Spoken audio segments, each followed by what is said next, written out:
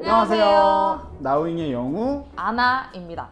저희는 올해로 사귄 지 5년 차 된 장수 커플이고요. 3년 전에 회사를 하나 같이 차리게 돼서 공동 창업자로 지금 회사를 잘 운영해 나가고 있습니다. 저희는 사업을 하면서 실제로 신제품이 나오면 크라우드 펀딩을 통해서 이제 제품을 론칭을 하고 판매를 진행을 했었는데요. 저희 같은 소규모 회사들은 아무래도 소비자들한테 이제 제품을 알릴 수 있는 기회들이 많지가 않잖아요. 직접 크라우드 펀딩을 열어서 제품들을 사람들한테 보여주는 그런 방식을 많이 이용을 하게 돼요. 그래서 저희도 크라우드 펀딩 사이트에 들어가서 많이 알아보고 다른 펀딩이 열려있는 제품들도 보고 그러다 보니까 진짜 신박하고 아이디어가 좋은 제품들이 많이 있는 거예요. 그에 비해서 일반 사람들이 그런 제품들을 잘 모르는 것 같아서 크라우드 펀딩 중에 좀 괜찮은 제품들을 알려볼 수 있는 채널을 열어보자고 얘기가 돼서 이렇게 채널을 열었습니다. 크라우드 펀딩은 크라우드, 대중, 펀딩, 투자. 좀 쉽게 말하면 티끌모아 태산 다수의 개인들이 소액으로 돈을 투자해서 뭐 특정 서비스라던가 특정 아이템을 지지하는 것을 이야기합니다. 크라우드 펀딩이라는 개념 자체가 생긴 지가 한 10년 정도밖에 되지 않았고 유럽, 영국, 그리고 미국을 중심으로 발전이 됐기 때문에 실제로 한국에 넘어온 지는 그렇게 오래되지가 않았어요. 크라우드 펀딩은 크게 4가지 유형으로 이제 나눠볼 수가 있는데요. 리워드형, 기부형, 투자형, 대출형. 리워드형 같은 경우는 시중에 판매되지 않은 제품들을 이제 크리에이터가 뭔가 만들어내면 일반 사람들이 미리 선 주문을 해서 이거를 구매를 하는 방식을 말하고요. 기부형 같은 경우는 이제 시민단체나 뭐 특정 인물, 공익적인 프로젝트를 진행을 하기 위해서 지지자들을 모으는 경우를 말합니다. 멸종위기 동물, 미혼모, 사회 문제들 내가 어느 정도 돈을 기부를 해서 이들을 돕고 싶다, 이 프로젝트를 지지하고 싶다 라는 의도가 있을 때 보통 그런 펀딩들을 많이 하고요. 기부형이지만 내가 이 프로젝트 이들을 도와줬다 라는 표식으로 뭔가 배지라던가 팔찌라던가 그러니까 일종의 내가 어떤 사상이나 뭐 사람들을 지지하는 거를 이제 표현하고 드러내기 위해서 그런 리워드를 이제 다시 제공받는 그런 형태고요. 투자형 같은 경우는 이제 신생 기업이나 영화, 좀 더 큰 돈을 필요로 하는 프로젝트들을 진행을 할 때 많이 진행이 되는데요. 영화 같은 프로젝트들은 영화가 몇만 이상을 넘어서면 그거에 대한 수익금을 그 투자를 했던 사람들한테 다 전부 다 돌려줘요. 그래서 100만 이상이면 뭐 얼마를 돌려주고 이제 투자 금액 플러스 수익금을 돌려받는 방식으로. 하지만 결과가 좋지 않다면 투자금 자체를 회수하는 것도 좀 힘들겠죠. 그러니까 어느 정도 이거는 우리가 기본적으로 알고 있는 주식 투자나 지분 투자의 형태로 그냥 이해를 하시면 될 것 같습니다. 그리고 마지막으로는 이제 대출형이 있는데 이거는 요즘 P2P 대출이라고 개인과 개인 사이에서 돈을 빌려주는데 이거를 온라인 플랫폼을 통해서 좀 더 편하게 빌려주고 다시 받을 수 있는 그 대신 저리로 그런 프로젝트들을 말합니다.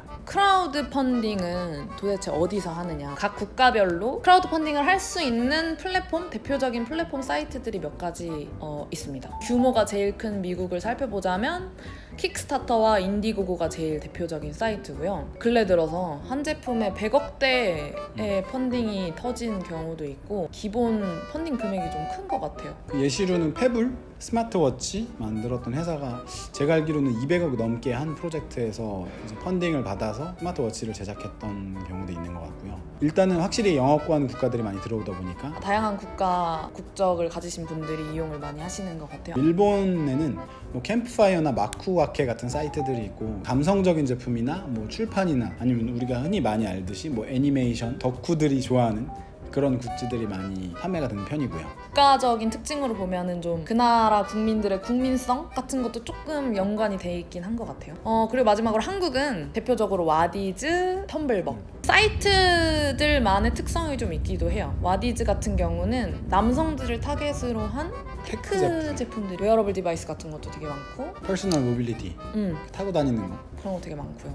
반면 이제 텀블벅 같은 경우에는 좀 아티스트들이나 메이커들이 주체가 돼서 펀딩을 여는 경우가 되게 많아서 뭐 디자인 제품들도 많고 보드 게임들도 있고 출판 독립 출판 서적물도 있고요. 우리나라도 최근 들어서 규모가 커지고 있는 것 같긴 해요. 급속도로 좀 괜찮은 제품들이 많다 보니까 점점 사용자들이 많이 늘어나는 느낌? 한 1, 2년 전까지만 해도 100만 원에서 1000만 원 단위로 펀딩들이 끝나곤 했는데 심심찮게 억대 펀딩이 나오는 제품들이 많이 있더라고요. 그리고 한국 크라우드 펀딩 플랫폼의 다른 점이 있다면 미국 같은 경우는 실제로 제품에 대한 아이디어만 있고 이 아이디어를 정리해서 그 플랫폼에 올리면 사람들이 펀딩을 해서 그게 천천히 뭐 6개월, 1년 간격을 두고 쭉 진행이 되는데 한국 같은 경우는 아이디어도 다 끝나고 뭐 초반 디자인도 다 끝나서 제품을 완전 뽑아내기 전 단계에서 크라우드 펀딩을 진행하는 회사들이 좀 있어요. 그래서 펀딩을 하고 나면 한두 달 뒤에 바로 그 제품을 받아볼 수 있게. 왜냐면 한국 사람들은 빨리빨리 빠른 걸 좋아하기 때문에. 크라우드 펀딩 자체가 아무래도 이제 작은 벤처 기업들이나 스타트업들 그리고 뭐 개인 크리에이터들 분들이 주로 주체가 돼서 하시는 경우가 많기 때문에 완성도가 막 그렇게 엄청 높지 않을 수도 있어요. 물건을 양산해야 될 공장 문제도 있을 수 있고 배송에 관한 문제가 있을 수도 있고 그러니까 여러 문제들을 해결해 본 적이 없기 때문에 조금 리스크로 작용을 할 수 있는 단점? 심지어는 일단 미국 같은 경우는 뭐 6개월에서 1년 뒤에 물건을 받아봐야 하는 그런 특징 때문에 아이디어는 진짜 좋았는데 이게 완전한 제품까지 나오지 못한 거예요. 돈만 내고 물건을 못 받는 경우도 심심찮게 생기고 있어서 그 대신에 이런 위험 부담을 뛰어넘을 만큼 큰 또 메리트가 있어요. 어떤 문제점이 있었는데 그 문제점을 이제 기존에 찍어내듯이 나오는 상품을 통해서 푸는 게 아니라 다른 좋은 아이디어를 활용을 해서 문제를 푸는 그 유통 과정에서 들어가는 중간 마진 이런 게 빠진 상태여서 제품을 좀 더 보다 저렴하게 자기 전문 분야를 살려서 아이템을 뭔가 만드시는 분들이 굉장히 많은데 그런 면에서 따져보면은 고퀄리티의 제품을 저렴한 가격에 살 수 있는 뭐 그런 장점도 있을 수가 있어요. 실제로 저희는 한국 사이트들을 많이 이용을 하는데 한 90% 이상 제품에 상당히 만족을 했었던 것 같아요. 좀 내가 직접 그 돈을 얼마 내고 펀딩을 하기에는 뭐 긴가민가 하는데 저 제품이 어떤지 실제로 한번 진짜 궁금하다, 사용하는 걸 보고 싶다 하시는 분들은 저희 채널을 구독해 주시면은 앞으로 좀 재밌고 참신한 펀딩 제품들을 만나보실 수 있을 것 같습니다. 안녕!